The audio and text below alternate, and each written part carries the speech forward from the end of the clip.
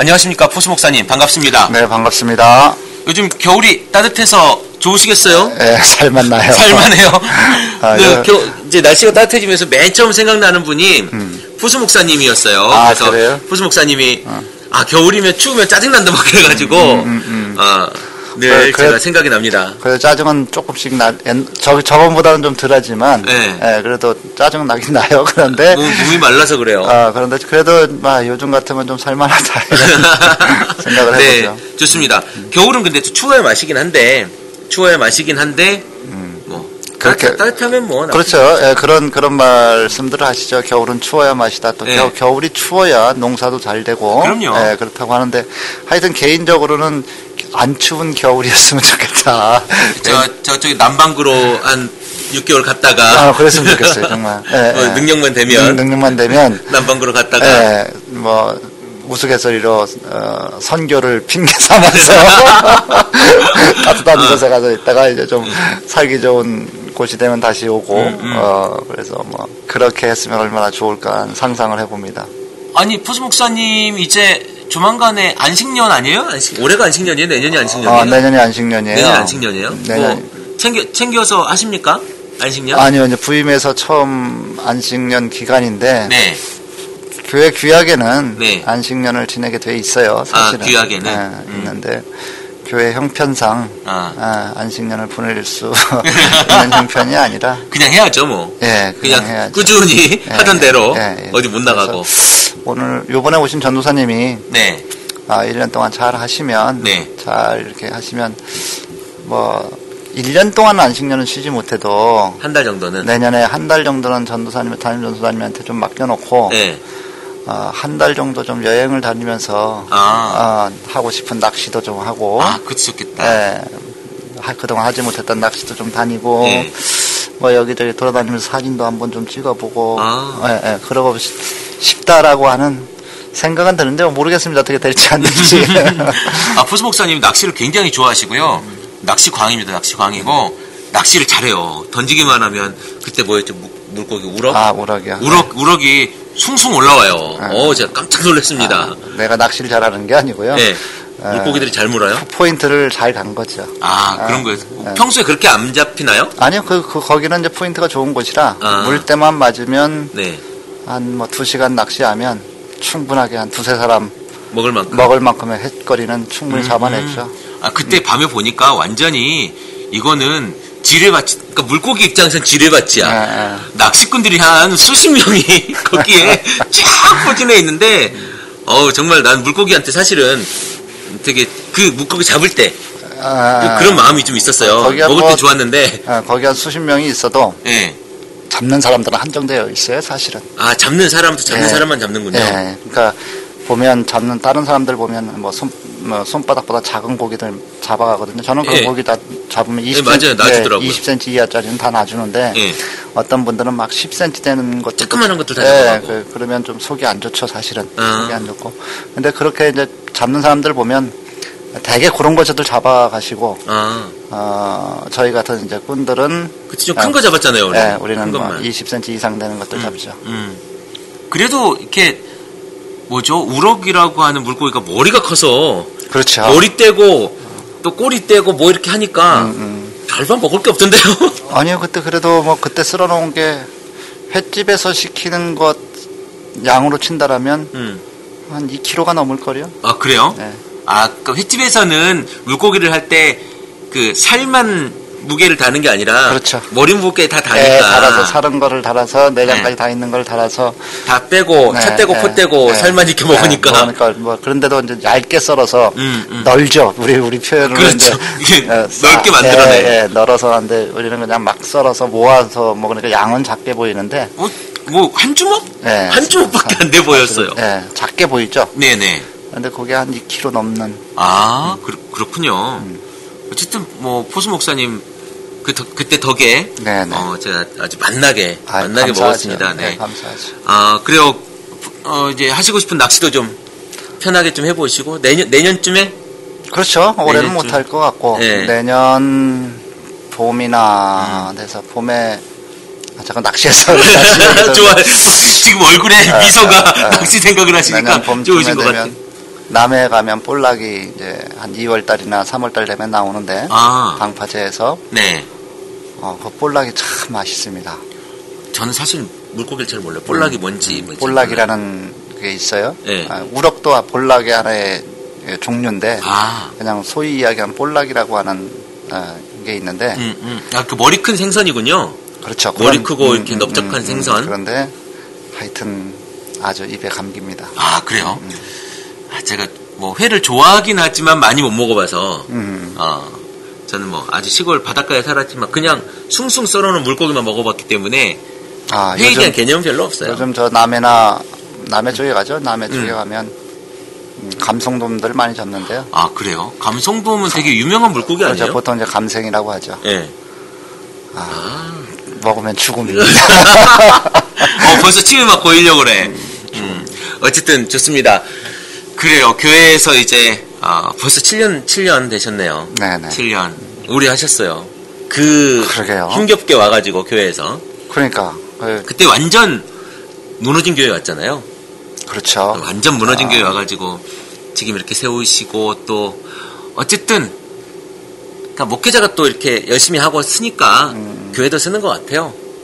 그렇지 않습니까? 하나님께 감사하죠. 네네. 감사하고 특별하게 제가 뭐 재주가 있는 건 아니고 또 능력이 있는 건 아닌데 어쨌든 많은 교인들이 많은 교인은 아니고 참 하여튼 소속돼 있는 교인들이 서로 합심해서 좋은 교회 만들려고 노력했고요. 그 속에 또 성령께서 인도하심도 있었고 그래서 아주 참 감사하죠. 네, 뭐 이 지역이 뭐 도시는 아니에요. 시골이죠, 시골. 그렇죠. 환경도 썩 좋은 편은 아니고 그럼에도 불구하고 교회가 조금씩 서가는 모습을 제 스스로도 제가 오며 가면 또 보잖아요. 네. 오며 가며 보는 거고 또 젊은 친구들 또 어린 친구들이 생겨나고 있잖아요. 이게 사실은 저는 되게 보기 좋아 보여요. 교회가. 그래서 저도 마찬가지로 이제 그 아이들한테 좀 희망을 걸고 있고요. 네네. 다음 세대가 잘 정착하지 못하면 희망이 없는 거죠, 교회가. 그렇죠. 네. 그래서 아이들한테 잘 정착할 수 있도록 가르치고 또 교회를 통해서 또 그들이 무엇인가 또 해낼 수 있도록 인도하는 것 중요하다고 생각하고 있습니다. 아니 어쩌면 다음 세대를 길러내는 그 작업이 교회의 생명력을 유지하는 거 아니겠습니까? 그렇죠. 생명력을 유지하는 그런 작업인 것 같고요. 푸스 목사님은 어쨌든 그렇게 잘하고 계신 것 같아요. 연세 되신 분도 많이 계시잖아요. 원래 오랫동안 여기 다니셨던 분들. 그렇죠. 워낙 소위 이제 원년 개척 멤버들이고요. 지금 이제 작년들은 다 개척 멤버들이세요. 보통 이 교회에 한 30년 이상씩. 이 교회가 얼마나 됐어요?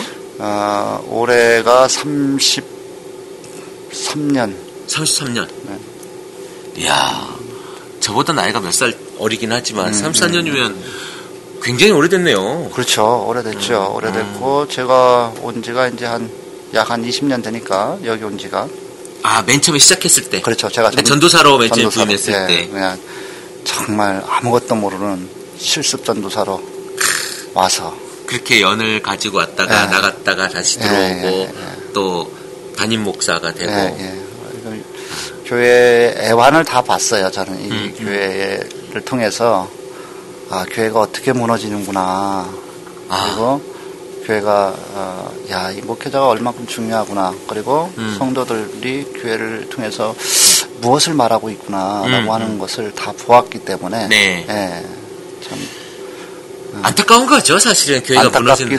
안타깝기도 하고 또 한편으로는 나는 저렇게 하지 말아야지라고 하는 어떤 나를 돌아볼 수 있는 계기도 되었고요.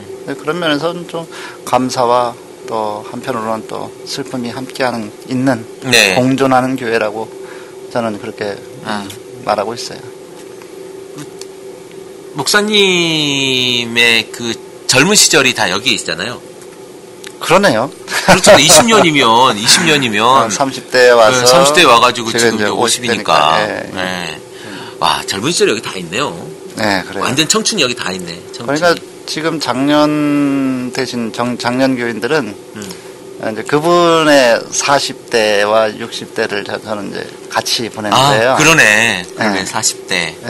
40대, 60대, 그 다음에 50대였던 분들이 네. 교회에서 한참 일하시는 분들이 50대거든, 사실은. 그렇죠. 50대, 40대 중반, 뭐 이렇게 되는 사람들이 교회 주축인데, 그분들이 열심히 했던 사람들이 어떻게 실망하고 교회를 떠났는지, 그런 것도 보고, 그들이 또 어떻게 돌아오는지도 보았고. 예. 나갔다가 돌아오는 분들. 그러니까 이제 그런 분들이 지금 이제 70대가 되고, 이제 60대가 되고, 그랬죠. 그러니까, 교인들하고 어쨌든 애와는 같이 한 전도사이기 때문에요. 좀 끈끈해요, 사실은. 교인들과 저는 끈끈한 관계가 좀 있어요. 얼마 전에 그분들 중에 한 분 장례를 하셨잖아요. 네, 저는 했죠. 맨 처음 만났을 때 그분은 완전 청춘이셨을 거 아니에요? 아니요, 그분은 원래 지병이 있었어요. 분이고. 원래, 그때도, 한 20년 전에 만났을 때도. 그래서 이제 천식이 아주 굉장히, 그분은 어릴 때부터 담배를 피신 분이에요. 그러니까 담배가, 그분 말씀대로라면 아버님, 그러니까 그분의 아버님이죠. 네네. 아버지가 담배를 피우라고 했대요. 왜요? 배가 많이 아팠다 그래요. 그래서 그러면 담배를 권했다 그래요. 자꾸 어릴 때. 그러니까 우리 소위 옛날에 담배 피우면 회 없어진다고 시골 어른 양반들이 다 해충. 그러니까 회가 없어진다고 그러면서 피우게 하고 그랬거든요. 그게 이제 인의 배겨서 그분 이야기를 하면 초등학교 5학년 때부터 담배를 피웠다나 6학년 때부터 피웠다나 하여튼 제 기억으로는 그래요. 그러니까 그게 뭐 평생을 피우신 거니까. 그러면서 천식이 이제 그게 오고 그래서 오래 이렇게 걷지를 못해요. 그러면 숨이 차고 그러셨던 분이라. 그래서 제가 전사 처음 왔는데 어떻게 저하고 교제하다가 뭐 이제 어려움이 뭐냐라고 뭐 다른 건 괜찮은데 그 집에 그때 당시 그분이 새들어 있던 집인데 네. 수도 시설이 없었어요. 그럼 어떻게 물을 먹어요? 그냥 방만 있는 거예요. 그러니까 물통 2개를 매일 들고 다녔어요. 그걸 이제 들고 가서 그걸 사용하시는 거예요. 그래서 저는 매 주일 오니까 주말마다 이제 주일마다 오는 거니까 네. 예배가 끝나면 그분 집에 가서 물통을 가져다가 물 받아 드리는. 네. 물시중을 하셨군요. 그렇죠. 매주 물을 떠다 드리고 저 그분하고는 그러니까 그렇게 이제 몇 년을 했어요.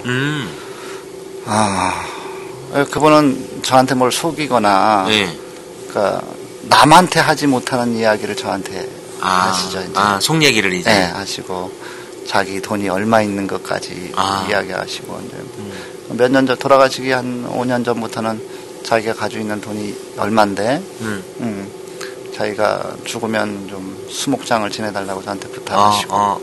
유언으로. 그리고 그래서 수목장 하셨잖아요. 네, 수목장 했어요. 근데 그분이 가지고 계셨던 돈은 못 찾았어요. 그분이 가지고 계셨던 돈은? 갑자기 돌아가셔가지고, 뭐 유언장을 만들거나 그러지 못해서. 그렇죠. 어쨌든 뭐. 제가 말씀드리고 싶었던 건 한 분의 이제 젊었을 때 만나서 장례까지. 앞으로도 뭐 계속 여기 계시면 또 장례를 치르시고 하셔야겠지만. 이제, 그렇죠.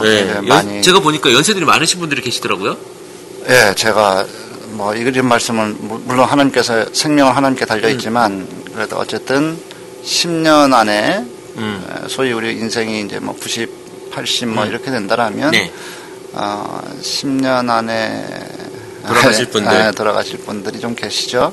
그래서 제가 그분들한테 해드리고 싶은 게 이제 혹 장지가 없으면 그 수목장 그분 이제 먼저 가신 분의 수목장 했던데 그곳에 같이 함께 안치를 했으면 좋겠다라는 그런 바람이 있죠. 그러니까 교회 식구들이 한꺼번에 그렇죠. 이렇게 그런 마음을 가지고 계시군요. 네, 제가 이렇게 무거운 이야기처럼 느껴지지만 오늘 이야기 주제를 이렇게 잡았어요. 교회. 교회. 네, 교회. 교회가 뭐냐? 사실 내가 목사다에서도 몇 번 이야기를 하고 이렇게 많이 공유를 하고 카페에서도 그게 대한 고민들이 많은 것 같아요. 말이 많았긴 했지만 어쨌든 고민들의 발로라고 저는 보거든요. 그렇죠. 그럼 교회가 뭐냐? 교회가 뭐냐고요? 이 이야기를 한번 해보고 싶어요. 교회가 뭐냐? 말도 많고 탈도 많은 거. 목사 하나가 잘못하면 완전 박살나는 것. 그리고 아니죠. 목사 하나가 아무리 잘못해도 박살나지 않고 영원히 존재하는 곳이 또 교회이세요. 그러니까 이런 거죠. 이런 거 같아요. 그 목사가 없어도 아주 오랫동안 교회가 흩어지지 않고 있는 데도 있지 않습니까? 아, 그렇죠. 있는 데도 있고 그 지금 제가 사는 동네의 옆 동네가 제가 사는 동네의 옆 동네에 교회가 하나 있어요. 교회가 하나 있는데 아주 시골 교회인데도 불구하고 한 100명 정도 모이는 교회예요. 그래요. 네, 건물도 있고. 그런데 목사가 굉장히 자주 바뀌어요. 왜 그러죠? 목사들이 문제를 일으켰죠. 제가 알기로는. 아, 그래요? 그래서 이제 다른 교회 목사님하고 이렇게 교환하기도 하고 뭐 이런 절차들이 제가 있었던 거에서만 2번이 있었어요. 그리고 어느 순간 우리 이제 저는 요즘에 버스를 타고 다니잖아요. 근데 시내버스를 타려고 기다리는데 그 교회 주보가 있더라고요. 주보가 있어서 이렇게 봤는데 거기에 무슨 이야기가 있냐면 목사님 청빙을 위해서 기도해 주십시오. 이 이야기가 있는 거예요. 네네. 그리고 설교하는 목사들이 그 목사가 아니라 매주 바뀌는 것 같아요. 매주 바뀌고 이제 주일마다 이렇게 와서 이제 목사님께 설교를 해주시는 것 같아요. 다른 교회 목사님께서. 근데 그런 일들이 있는 걸 보면 그럼에도 불구하고 시골 교회이기 때문에 지역 교회잖아요. 다른 데 갈 데가 없어요. 그러니까 어쩔 수 없이 모이는 거다. 이제 목사가 없어도 모이는 교회일 수 있죠. 근데 또 어쩌면 여러 목사님들이 버려놓은 그 사건들 속에서 면역이 된 걸 수도 있고. 아니, 교회가 목사님이 그렇게 자주 바뀌는 것은 2가지 이유일 수 있어요. 금방 목사님이 말씀하신 대로 그렇게 사고를 쳐서 이제 네네. 예를 들어서 제가 알기로 그 전에는 그랬었고 이번은 모르겠어요. 저희 교회 같은 경우도 목사가 굉장히 자주 바뀐 케이스예요. 네, 그러니까 33년 됐는데 네. 제가 알기로도 제가 지금 6번째니까. 그래서 자주 바뀐 건 아니죠. 33년에 6명이면 평균 5년이에요. 네. 그죠. 평균 5년인데 네. 평균 5년마다 목사가 바뀐다는 것은 교인이 문제가 있거나 목사가 그렇죠. 문제가 있거나. 네. 그런데 이제 저희 교회 제가 와서 이제 그 규약을 만들었는데 네. 교회 규약을 만들었는데 임기가 6년이에요. 임기가 6년. 네. 규약 안에 임기가 6년이고 네, 재신임 네. 받는 걸로. 그렇죠. 네. 그래서 6년 마치고 저기 하고 신년 안식년을 보내고 와서 담임 목사를 하면 재신임을 받아요. 근데 이 1년 동안 보통 이제 안식년 1년 하나요? 보통 그렇죠. 원래가 1년이잖아요. 1년 네, 하는데 1년 동안 갔다 왔는데 너무 좋았던 목사님이에요. 근데 이제 그 다음 그 1년 동안 다른 목사님한테 목회를 맡길 거 아니에요? 그렇죠. 근데 교인들의 마음이 바뀌었어. 어쩔 수 없죠. 그러면 이제 나가야 돼. 네, 어쩔 수 없죠. 일부러 그렇게 했어요. 안식년을 마치면 나가는 걸로. 마치고 와서 재신임 받는 걸로. 그러니까 이제 1년 동안 다른 목사님 맛을 보는 거지. 예. 그래서 저 목사님이 기존 목사님보다 더 인품도 훌륭하시고 네. 우리 교회 공동체를 위해서 더 낫겠다라고 판단하면 그 교회 지금 이제 그 목사님으로 선택하는 거고 아니면 다른 분으로 청빙을 하든지 하고 기존의 목사님이 네. 소위 이제 6년 동안 아무것도 아니었어 별거였어라고 네, 하면 이제 그다음 고생하셨으니까 쉬시고 가십시오. 이제 그렇게 했는데 네. 제가 이제 신임 받을 때가 됐네요. 재신임 할 때가. 네, 재신임 할 때가 됐죠. 근데 안 하려고요. 왜요? 불안해서. 불안해서. 농담이고요. 네.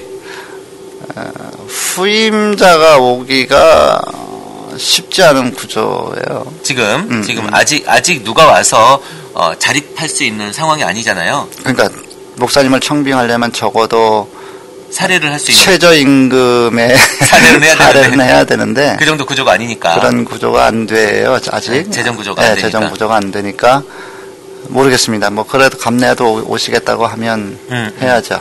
그런데 그런 거 일단 절차가 목사님이 나간 다음에 오는 구조가 돼야지. 아직 나가는 것도 결정 안 됐는데 무슨 그러니까 우리 교인들은 못 나가게 하겠지. 아, 그래요?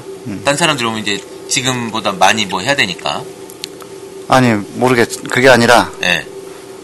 의리로 못 나가게 하겠지. 의리로? 그 정도는 믿어요? 교회는 너무 많이 믿으시는군요. 아, 사는 건 의리예요. 네, 좋습니다. 그래요. 어쨌든 교회 이야기를 우리가 하고 있어. 교회 무엇이냐? 네. 우리 교회를 에클레시아라고 하잖아요. 네, 건져낸 냄을 받은 사람들, 건져진 사람들, 뭐 아니면 부르심을 받은 뭐, 밖으로 나온 사람들, 뭐 이런 뜻이죠. 뭐 이제 좀 분리해 보자면 에클레시아. 그러니까 뭐 그렇게 어려운 얘기 그만하고 그냥 에클레시아 뜻이 그렇대요. 네, 뭐 밖으로 부름받은 사람들, 네. 밖으로 부름받은 사람들, 구별되어진 사람들, 뭐 그런 뜻이. 중요한 것은 에클레시아 부름받은 이 밖으로 부름받은 어디서부터냐, 어디서부터냐가 중요한 것 같아요. 그때 당시에 이야기를 하자면 아마 이제 죄로부터 부름받아서 아니 그렇게 구원받은 사람들이라고 표현할 수 있을까요?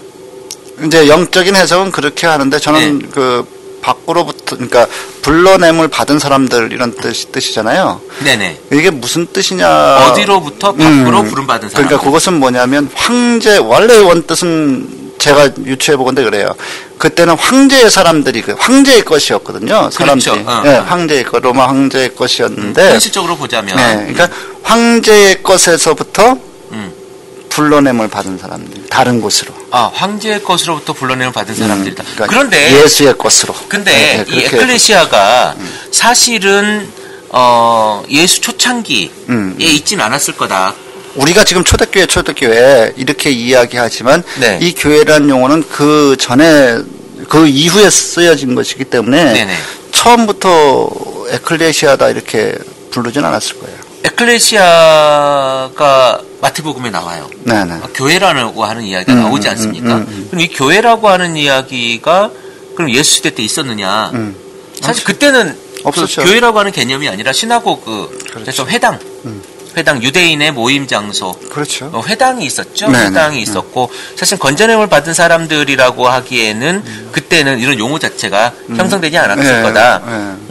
그리고 글쎄요. 그 유대인들로부터 어떤 그 분리되고 그리고 거기서부터 건져내어져 가지고 밖으로 나와서 새로운 어떤 조직 문화가 생긴 거죠. 그러니까요. 그들의 문화가 기독교 문화가 예수 그러니까 문화가 생긴 거죠. 에클레시아라고 하는 단어 자체가 헬라 단어이기 때문에 헬라이기 때문에 헬라 문화의 영향을 받은 단어잖아요. 그렇죠. 그러니까 이게 그러면 어디에서 영향을 받았는가라고 보면 헬라 문화이기 때문에 당시 헬라 문화를 장악하고 있었던 것이 로마거든요. 그러면 그렇게 본다라면 그러니까 어디로부터 불러냄을 받았냐라고 하면 영적으로는 물론 그래요. 뭐 영적으로 죄로부터 구원받고 뭐 그렇게 할 수 있지만 실질적으로 지칭은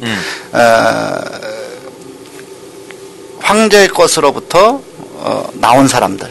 불러냄을 받은 사람들. 그렇게 더 이제 얘기하면 그것이 누구냐면 그리스도 안으로. 그리스도 안으로.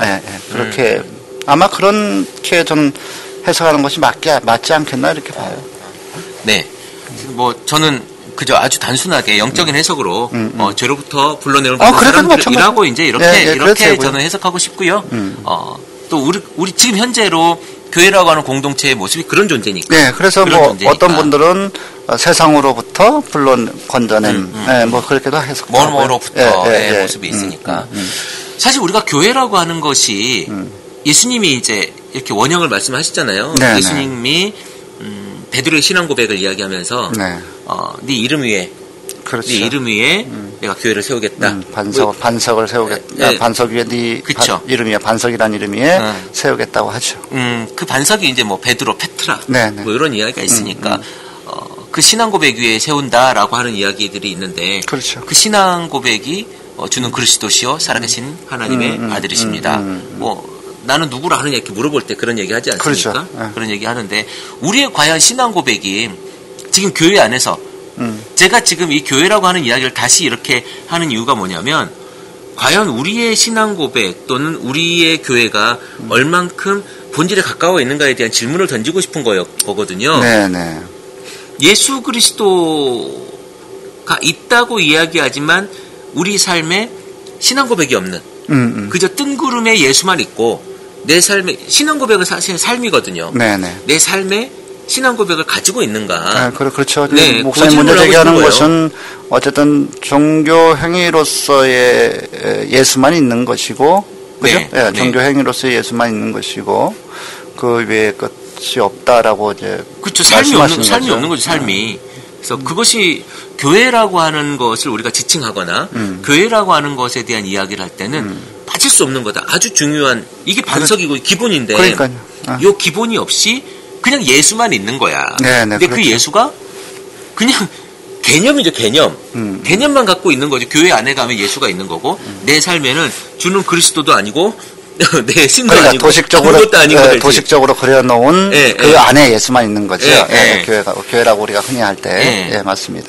그래서 교회가 조금은 이제 우리의 삶으로서의 개념으로, 우리의 신앙 고백으로서, 그리고 그것을 삶으로 퍼져나가는 데 있어서 우리가 개념을 가져야 되지 않겠는가. 중요한 문제예요. 굉장히 중요한 문제이고, 교회의 본질을 찾아가는 데에, 그것이 없으면 제대로 된 본질을 찾아가지 못하고 맨 껍데기만 잡고, 노는 거죠. 어떻게 보면.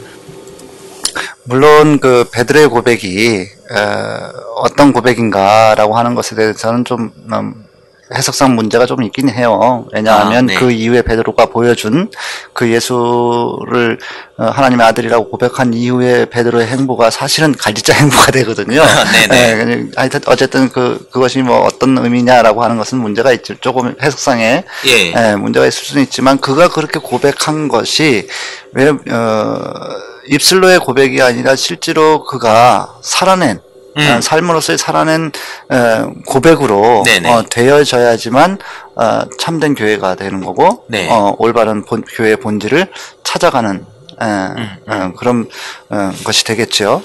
어쩌면 베드로가 이제 부활의 예수님을 다시 만나고 나서 내 양을 먹이라라고 했을 때 주는 그리스도시요 살아 계신 하나님의 아들이라고 하는 그 믿음의 고백 위에 교회가 세워졌다라는 거예요. 그러니까 교회의 주인은 당연히 예수님이 되겠죠.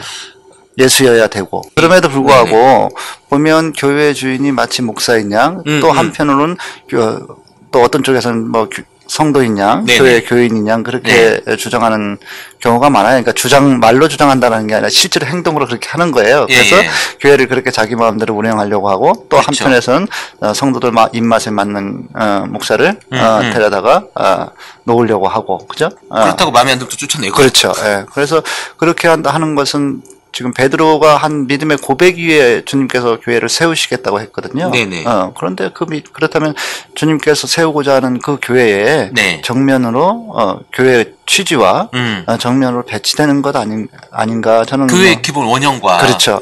예수 그리스도가 머리여야 되는데 그렇죠. 우리가 지체고 머리가 하는 대로 해야 되는 게 지체 아닙니까? 근데 우리가 머리고 그렇죠. 예수님 좀 제발 우리 말 좀 따라주세요. 그러니까. 우리가 이렇게 결정했어요. 이런 식의 이야기들이 사실 현실 속에서 비춰지는 거죠. 교회에서 그렇게 난무하게 되고 그렇게 되는 거예요. 그 믿음의 고백을 빼버리니까 내가 실제로 그렇게 사는 행위로서의 그 고백을 빼버리니까 그렇죠. 그게 없어지는 거죠. 교회 본질이 사실은 이제 왜곡되어지고 복음의 진리도 왜곡되어지고 그렇게 되는 거죠.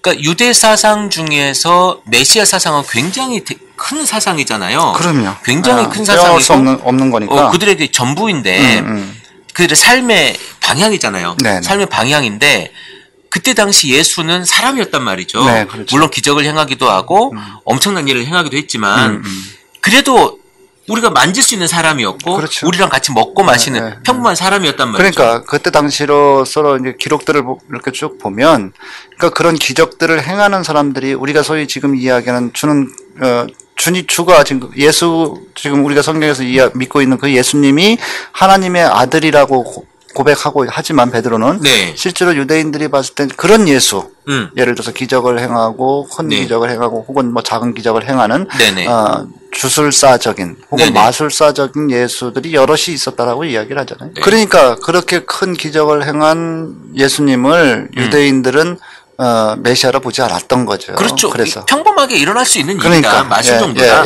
이렇게 생각을 했던 거기 때문에 이제 그 고백에서 제가 베드로의 고백이 대단하다고 지금 이야기를 하는 건 뭐냐면 대단한 거예요. 평범한 사실은. 그냥 사람이에요. 그리고 누구나 일으킬 수 있는 사람이고 약간 신기가 있을 수 있는 사람인데 마술을 하고 주술을 하는 사람인데 이분을 그리스도다, 메시아다라고 믿고 고백한다라는 것이 대단하다는 대단한 거죠. 거예요. 대단한 네. 거고 그런 면에서 보면 교회사적으로 보면 예수가 누구인지를 명확하게 인류 최초로 네네. 베드로가 고백한 거예요. 그러니까 그러니까요. 그 고백을 예수님이 듣고 뭐라 그러냐면 야 너가 그걸 어떻게 알았냐? 그건 네가 사람이 가르쳐서 내가 가르쳐줘서 아는 게 아니야. 그것은 성령께서 하나님께서 알려주신 거니까 네가 고백해. 그렇게 이야기하잖아요. 그러니까요. 네. 우리가 알 수 있는 게 아니라는 그러니까, 거죠. 우리의 지적 생각으로 네. 우리가 본 눈으로 하는 게 아니라 성령께서 알게 하실 수밖에 없는 그렇죠. 그런 모습이다. 그런데 과연 이 고백이 우리에게 있는가예요? 지금 우리가 계속 질문하는 것이 네. 우리에게도 있는가? 그러니까 제가 이야기했지만 그 이제 누구나 입술로는 그렇게 고백할 수 있어요. 그렇잖아요? 그럼요. 모든 많은 그리스도인들이 예수님은 그리스도세요. 아멘할 수도 있고. 쉽게 이야기하면 설교 강단에서 설교 이렇게 되어지잖아요. 네. 예수님 구주를 믿으세요. 그러면 많은 교인들이 아멘 하잖아요. 아멘하죠. 동의합니다. 맞습니다라고 한단 그렇죠. 말이에요. 라고 이야기한단 말이죠. 그것은 입술로서의 고백 뿐인지 네네. 실제로 이제 그리고 나서 세상에 나아가서 내가 또 하나의 예수로서 살아가지 못하기 때문에 네네. 예, 오늘날 교회에서 많은 문제가 있는 거죠. 교회 안에서. 그렇죠. 우리가 사실은 예수 그리스도가 우리 발바닥 내 발걸음에서 나타나야 된다라는 거거든요. 당연히 그렇죠. 근데 이게 나타나지 않기 때문에 교회 안에 물론 사람이 있는 곳에 문제가 없을 수는 없지만 사랑도 없고 예수 그리스도의 모습이 나타날 수 없는 거다라고 나는 보여지거든요. 일단 뭐 우리 가장 기본적으로 이제 교회 이야기를 하다 보면 도대체 어떻게 교회가 생겼느냐 이 신앙 고백을 이야기할 수밖에 없기 때문에 그게 기본이 되니까 요 이야기들을 지금 뭐 10분 넘게 20분 동안 이렇게 이야기했습니다만은 그러니까 베드로의 그 고백 주는 그리스도시요 살아계신 하나님의 아들이십니다라고 하는 그 믿음의 고백 위에 여기서 믿음의 고백이라고 제가 말씀드리지만 이것이 입술로만의 고백이 아니에요. 믿음은 행동과 같이 하는 것이 살아있는 믿음이기 때문에 그걸 연관해서 성도님들은 생각하셔야 된다고요. 그렇죠. 그걸 빼버리고 그냥 입술로 내가 하는 것은 아무런 의미가 없어요. 말은 한다니까요. 말은 뭘 못해요. 우리 집에 황금송아지가 10마리도 있어요. 말을 해요, 말을. 근데 실제적으로 보여줄 수 있느냐. 이것이 중요하다는 거고요. 그렇게 우리가 세워진 교회를 지금 여러분들이 만들어내고 있다라고 저는 믿습니다. 그런 교인들, 그런 사람들, 그런 고백을 하고 있는 사람들의 모임이 교회라는 거예요. 당연히 그렇죠. 그럼 여러분들은 과연 그런 사람들인가에 대한 질문이 첫 번째 제가 20분 동안 이야기했던 걸로 드리고요. 그렇죠. 두 번째, 그런 사람들이 그럼 해야 될 일이 뭐냐? 그런 사람들이 해야 될 일이 뭐냐? 교회라면, 당신들이 모이고 있는 이 공동체가 교회라면, 그 믿음을 통해서, 그러니까 그 믿음의 고백을 통해서 이제 모여서 하나님 앞에 예배하고, 그죠? 예배하고, 또 교제하고, 또 뭐, 말씀을 전하고, 복음도 전하고, 그리고 전도도 하고, 섬김과 봉사도 하고, 봉사하고. 그런 거잖아요. 그렇죠. 그래야만 교회의 모습이니까. 교회의 올바른 모습이 되는 거죠. 네네. 물론 그 과정 속에서 여러 가지 부딪힘도 있고 갈등도 있을 수 있어요. 왜냐하면 세상 속에 세워진 교회가 완벽할 수는 없는 것이기 때문에. 피조물들이 모였죠. 그러니까 완전할 수 없는 거죠. 완전한 교회는 다시 이제 주님께서 오셔야 되니까 오셔서 함께 만드는 교회가 완전한 것이기 때문에, 그래서 완전하지 못하는 교회이기 때문에 여러 가지 갈등도 있고 있을 수 있지만 그 갈등은 어쨌든 최소한의 선으로 극복하는 것이 이 땅에서 세워진 교회의 모습이어야 된다라는 거예요. 노력하는 거거든요. 네, 그렇죠. 저 사람의 부족한 면을 보고 내가 사랑으로 덮어줄 줄 알고 덮어주고 섬기고 이것이 우리에게 필요한 건데 아싸 잡았어 저거 이제 이렇게 해서 까고 저 사람을 누르고 내가 이겨나가고 이건 세상 논리와 별반 다르지 않거든요. 그러니까 교회 안에서의 교제는 성도 간의 교제는 기본이 섬김과 봉사예요. 사랑으로. 그럼요. 그러니까 말씀하시잖아요. 사도 바울도 모든 것을 하듯이 교회 안에서 그리스도께 하듯 해라 너희들. 그게 기본이에요. 네네. 교회가 세워지는 것은 올바로 세워지는 것은 내가 나에게 하듯이 하는 것이 아니라 그리스도 죽게 하듯이 하는 것이 올바른 교회를 세워 나가는 거죠. 그럼요. 그게 기본인데 우리 지금 어떻습니까? 우리가 좋은 교회를 세우기 위해서 그냥 우리가 기본적으로 교회를 세우기 위해서 여러분들이 하고 있는 모습이 정말 죽게 하듯 여러분 옆에 있는 그 이웃에게 아니 바로 옆에 있는 여러분의 사람에게 하고 있느냐예요. 그러니까 죽게 하듯 할 때 교회 구성원들은 예수의 제자가 되는 거예요. 그렇죠. 그러니까 그 구성원들을 우리가 뭐라고 하냐면 제자들이라고 부르거든요. 맞아요. 네. 그래서 그렇게 부르는 이유가 바로 거기에 있는 거예요. 여러분 좋은 교회 가고 싶죠? 좋은 교회 되고 싶죠? 그런 교회가 좋은 교회입니다. 네. 누구한테 강요할 것이 아니라 내가 하는 교회예요. 내가 하는 교회가 내가 그렇게 하는 교회가 좋은 교회가 되어지는 거라는 겁니다. 그렇죠. 네. 그래서 우리가 흔히 이야기하잖아요. 교회 다닌다고 다 교인이냐 그러잖아요. 교회 다닌다고 다 교인이냐? 그렇지 않다라는 거예요. 그럼 누가 교인이냐? 교인은 예수의 제자. 예수를 따르는 사람들, 네네. 예수처럼 또 하나의 내 모습 속에서 예수를 드러내고자 하는 사람들, 그들이 제자인 거고, 그들이 교인인 거죠. 네네. 예수님이 이렇게 말씀하시잖아요. 주여 주여 하는 자마다 다 천국 가는 것이 아니라고. 이거 아주 사실 하기 좋은 이야기일 수도 있고, 여러분들 말하기 너무 쉽잖아요. 그런데 그렇죠. 말입니다. 그것을 딱 여러분들에게 적용시키고 접목시키는 순간 굉장히 큰 충격이 올 수 있는 이야기예요. 그래서 교회가 이렇게 지금 오늘날의 모습으로 저는 요 모양 요꼴이라고 이야기하는데 요 모양 요꼴로 자꾸만 교회가 쪼그라들고 네. 뭐 소위 맨날 여기 파울볼만 친다 그러잖아요. 파울볼만 맨날 치고 어떨 때는 삼진아웃 당하고 하는 이유가 뭐냐면 그런 거예요. 교회의 본질을 자꾸만 잊어버린 거예요. 그 이유가 뭐냐면 제가 쭉 거슬러 올라가 보면 성령을 교회 안에서 너무 강조함으로써 성령은 개인적인 어떤 체험이라고요. 그렇죠. 그래서 이게 공동체적인 것으로 만들어가는 교회를 개인적인 것으로 치환해 버렸어요. 그래서 이게 전부 다 개인적인 신앙 고백으로 만들어 버린 거예요. 서로가 만들어가는 신앙 고백 위에 세워지는 교회여야 되는데, 그렇지 못하고 개인적인 신앙 고백 위에 자꾸만 이것을 이야기하고, 그러다 보니까, 교회 안에서의 삶만 중요한 거예요. 밖의 삶은 전혀 그렇죠. 중요하지 않다라고 보고 있는 거고. 그러니까 교회 따로 세상 따로가 되는 거고요. 그러다 보니까 교회가 자꾸만 그러니까 그러니까 삶이 없는 삶이 없는 교회 모습 이런 모습으로 교회가 자꾸 변질되는 것 같아요. 그러니까 교회 안에서 자꾸만 성령, 물론 제가 지금 이야기하는 성령 우리가 왜곡된 삼위일체 안에서의 성령을 이야기하거든요. 그 성령 무슨 어떤 마술을 부리는 것 같은 주술적인 어떤 성령을 강조하고 개인적인 신앙을 강조하고 이런 것은 실질적으로 물론 그것이 필요할 때도 있지만 교회 안에서 그것을 강조하는 순간 복음의 진리는 점점 멀어지는 것 아닌가 저는 개인적으로 그렇게 생각을 해요.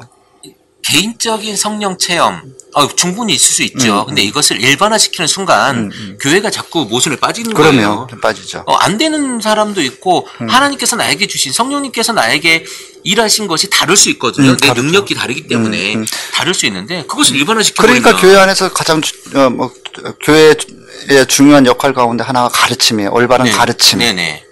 그러니까 말씀 선포도 있지만 일방적인 선포도 있지만 서로에게 가르침 올바른 것. 내 것을 가르치는 것이 아니라 복음의 진리의 바탕을 둔 가르침인 거예요. 맞아요.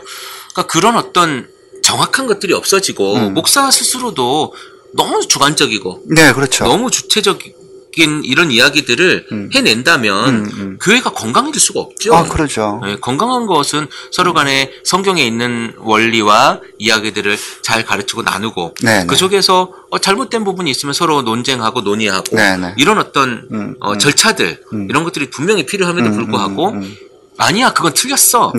내가 경험했는데 이거야 라고 어떤 개인적인 어떤 체험 내지는 이런 것들을 일반화시키고 전체에게 강요하고 이런 일들이 교회에서 얼마나 많이 일어납니까? 그렇죠. 많이 일어나죠. 그래서 그것 때문에 상처받고 그 일을 통해서 살아야 되는 교인들이 오히려 그 일을 통해 교회 일을 통해서 죽어가니까 문제가 이제 심각해지는 거예요. 그래서 그런 것들을 이야기하면서 그런 걸 못 경험하면 구원이 없는 거야. 당신은 예수를 만나지 못했어. 그렇죠, 맞죠. 그렇게 이야기하는 교단도 있고, 굉장히 또 그렇게 믿고 있는 분들이 너무 많아요. 그러니까 요즘 이렇게 돌아가는 세태를 보면, 개인적인 신앙 체험들, 그것이 전부인 것 마냥 쌓여. 신앙을 쌓아버린다고요. 네네. 그래서 그것을 하지 못하면 옴짝달싹 공동체 안에서 옴짝달싹 못하게 만들어버린다고요. 완전 그 능력 없는 사람인 네네네. 거죠. 예수도 못 만나고. 그런데 우리가 아까도 얘기했지만 교회가 이루는 이 전제 조건은 주를 그리스도라고 시인하면 믿음이죠. 그 예, 믿음. 그 믿음 위에서 내가 살아내면 네네. 되는 거예요. 아, 그럼요. 예, 그것이 어떤 형태이든지. 베드로는 그렇게 고백하고 나서 바로 욕 먹었어요. 바로 욕 먹지 않습니까? 바로 네가 사단이야. 사단한테 등 들어 올라가라 그러잖아요. 그러니까 바로 욕 먹었단 말이에요. 그런 거죠. 그러니까 우리의 삶이 처음부터 전부 다 모든 것이 될 수는 없어요. 그러니까 고백하고 나서도 내가 정말 체험하지 못했을 수도 있단 말이죠. 그러니까 그 고백은요. 그 고백은 내가 예수로서 이 땅에서 나아가서 고난 당하겠습니다라고 하는 거거든요. 예수의 이름으로 어떤 고난도 내가 다 이렇게 받겠습니다라고 하는 그 고백인데 네. 베드로는 예수님이 고난 받겠다라고 받아야 된다라고 가르치는 순간 예수님 그런 일은 절대 일어나서는 안 됩니다라고 하잖아요. 네네. 그리고 예수님 그런 일 당해서는 또 예수님도 안 됩니다라고 하니까 네. 사단아 너 뭐 하는 소리냐? 네가 사단이야 이놈아 이렇게 이야기하잖아요. 성령이라고 그랬다가 그러니까 성령이 너를 알게 했다고 했다가 그러니까 우리를 예수를 그리스도로 시인하는 것이 무엇이냐면 바로 세상에서 나를 버리고 그죠? 네. 무언가를 살려내는 일, 나를 그렇죠. 버림으로써 살려내는 일을 해야 된다는 거예요. 맞습니다. 그 살려내는 일은 내가 고난 가운데 있지 않으면 살아나지가 않아요. 그렇죠. 네. 제가 뭐 목사님네 교회 잠깐 들어든 화분에 밀이 심어져 있더라고요. 네, 밀을 심었어요. 볼인지 밀인지 궁금해서 물어봤는데 밀. 이 밀이 한 알의 밀알이 떨어져서 썩어야 네, 그렇죠. 밀이 되는 거잖아요. 이게 사실은 썩어서 죽는 건 고통이거든요. 고통이죠. 죽는 거잖아요. 그러니까 세상에서 내가 예수를 드러내기 위해서는 내가 죽어야 된다니까요. 내가 죽어야 되고 내가 고난 가운데 들어가야 되고 네네. 내가 고통 가운데 들어가야지만 다른 사람을 살려낼 수 있는 거잖아요. 맞습니다. 다른 사람을 먹을 수 있는 거고. 네네. 예. 집에서도 마찬가지인 것 같아요. 어쨌든 집이 하나의 또 건강한 교회 공동체라고 본다면 그 가정에서도 내가 조금만 내 것을 죽여주면 네. 주변이 살아요. 아, 그러니까, 네. 그런데도 불구하고, 아까도 얘기했지만, 베드로의 고백은 우리 입술로 하면서 뭐라 그러냐면, 그 고백했더니 내가 살았어. 내가 잘 됐어. 내가 이렇게 안락하게 살아. 라고 하는 것이 얼마나 어불성설이냐고요. 그러니까 말입니다. 그건 아니거든요. 그러니까 내가 죽어야 된다는 거거든요. 그러니까, 고통이고. 그래서 그걸 나누려고 한다고, 교회에서. 그것이 은혜고 복인 줄 알고. 그러니까, 그 쓰레기 같은, 껍데기 같은 것들을 붙잡으려고 애쓰고 쫓아간다고요. 내가 그리스도를 고백했더니 내 삶이 이렇게 힘들었지만 내가 하나님께 감사해라고 하는 고백으로 가야 되는 거거든요. 그 가운데 우리가 살았어라고 그럼요. 하는 고백이 내가 이어지는 죽었더니 거잖아요. 우리 가족이 살았어. 내가 죽었더니 내 옆에 있는 사람이 살았어. 그렇다고 내가 죽은 것이 아니라 그럼요. 같이 함께 사는 것이기 그럼요. 때문에. 네. 근데 이 고통을 싫어해요. 그렇죠. 고통을 싫어하죠. 저주라고 생각하거든요. 그렇죠. 십자가가 저주가 아니에요. 적어도 예수 그리스도가 가졌던 그 십자가는요, 우리를 살리기 위한 하나의 중요한 도구였단 말이죠. 네, 네. 그리고 우리에게 다가온 십자가는 우리가 죽음으로써 말미암아 내 옆에 있는 우리 교회가 또 우리 공동체가 살아가는 아주 중요한 밑거름이 될 수 있다라는 그렇죠. 겁니다. 네. 그것이 아마 교회뿐만이 아니라 어떠한 조직에서도 마찬가지예요. 그런데 교회가 그렇게 하는 것이 뭐냐면 죽게 하듯 하는 것이기 때문에 그것을 통해서 복음이 전달되고 그것을 통해서 생명이 살아남으로써 풍성해지는 거잖아요. 예수 그리스도가 그렇게 죽었고 우리는 그걸 본받는 사람이 돼야 되는 거예요. 그러니까요. 그게 제자잖아요. 제자가 뭐 별거 있어요? 옛날에 도제식 교육이라고 하잖아요. 네네. 뭐 스승과 제자 뭐 이런 거 있을 때 제자는요 그대로 카피하는 거예요. 예수가 카피죠. 이렇게 했으면 그냥 하는 거 네. 하다 보면 내게 나오는 거거든 나중에. 그러니까 내 신앙이 나오는 거니까. 네. 근데 그걸 하지 않고 카피하지 않고 무조건 내 이야기를 하면서 내 삶의 신앙을 이야기하면서 내가 예수의 제자래. 말도 안 되는 얘기죠. 그렇죠. 네. 우리 교회가 그렇게 만들어지고 있어요. 그래서 우리는 성경에 보면 교회가 그렇게 베드로의 고백 위에 세워지고, 네. 그리고 나서 본격적으로 교회가 시작된 것이 이제 오순절 이후 성령 강림 사건 이후잖아요. 네네.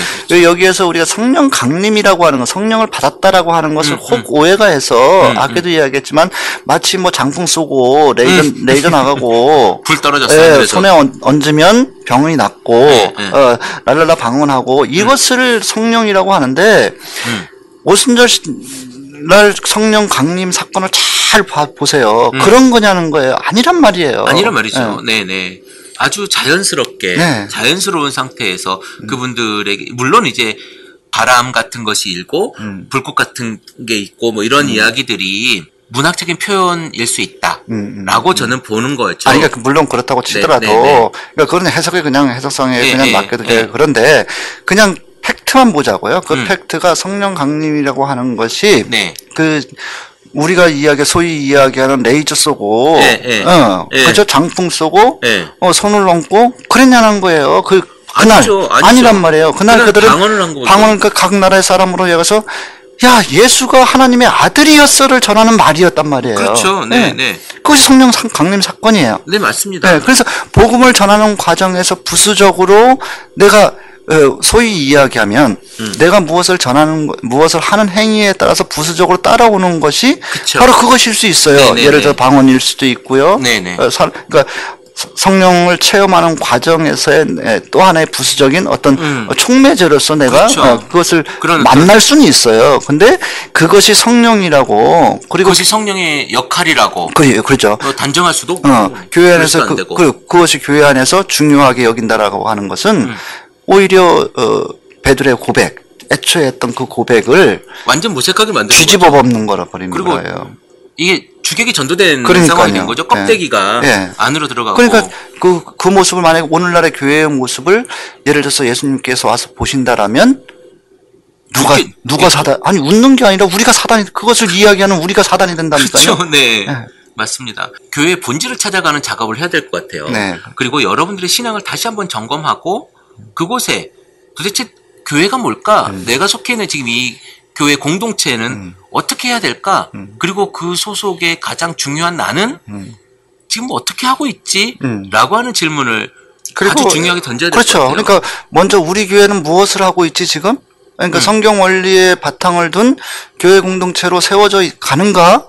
라고 물어야 되고요. 네. 제대로 세워지지 않는다면 거기에 대해서 제대로 세워지게끔 서로가 서로에게 권면해야 되는 거잖아요. 그렇죠. 목사만 권면하는 것이 아니라 서로가 서로에게 우리 다 똑같이 왕 같은 제사장인데. 아니 그러니까 뭐 왕 같은 제사장 아니라고 하더라도 공동체의 소속이라면 올바른 공동체로 세우기 위해서 서로가 서로에게 권면하는 것은 당연한 거잖아요. 그럼요.